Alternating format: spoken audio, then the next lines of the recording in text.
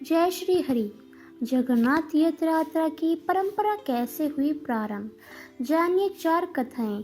प्रभु जगन्नाथ स्वामी की रथ यात्रा कब से और किस कारण से प्रारंभ हुई, इस संबंध में हमें कई तरह की कथाएं मिलती हैं।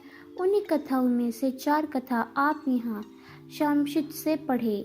इसके अलावा नीचे दी गई लिंक पर क्लिक करके मूर्ति स्थापना और मंदिर संबंधित अन्य कथाएं भी पढ़ें। आइए जानते हैं कि जगन्नाथ यात्रा की प्रामाणिक कथा।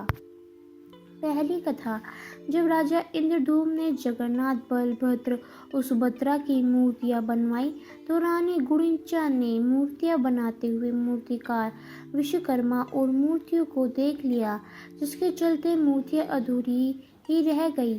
तब आकाशवाणी हुई कि भगवान इसी रूप में स्थापित होना चाहते हैं। इसके बाद राजा ने उन्हीं अधूरी मूर्तियों को मंदिर में स्थापित कर दिया। उस वर्ष आकाशवाणी हुई कि जब भगवान जगन्नाथ एक बार अपने जन्मभूमि मथुरा जरूर आएंगे। स्कंद पुराण के उत्कल खंड के अनुसार राजा इंद्रद्युम्न ने आषाढ़ शुक्ल द्वितीया के दिन प्रभु के उनकी जन्मभूमि जाने की व्यवस्था की। तभी से यह परंपरा रथ यात्रा के रूप में चली आ रही है।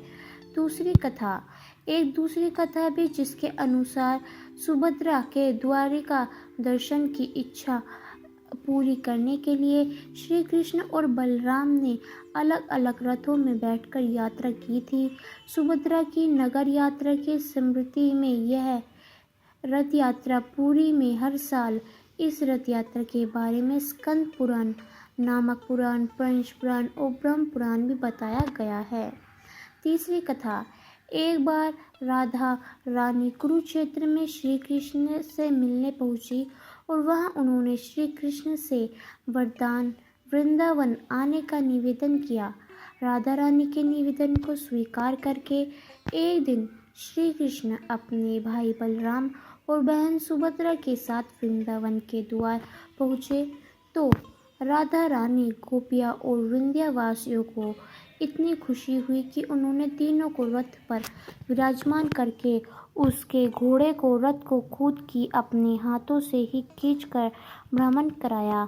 इसके अलावा वृंदावन वासियों ने जग के नाथ अर्थात उन्हें जगन्नाथ कहकर उनकी जय जयकार की।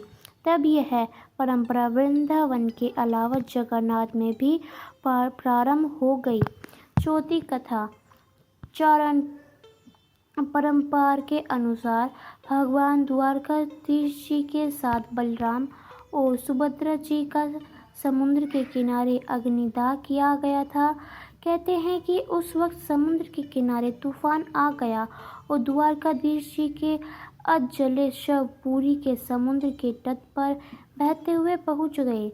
पुरी के राजा ने तीनों शवों को अलग अलग रथ में विराजित करवाया और पूरे नगर में लोग ने खुद रथों को खींचकर घुमाया और अंत में जो द्वारों का लकड़ी को शाम को तैयार कराई थी उसी से पीटे बनवाए शंशों में उनमें रहकर उसे भूमि में दिया।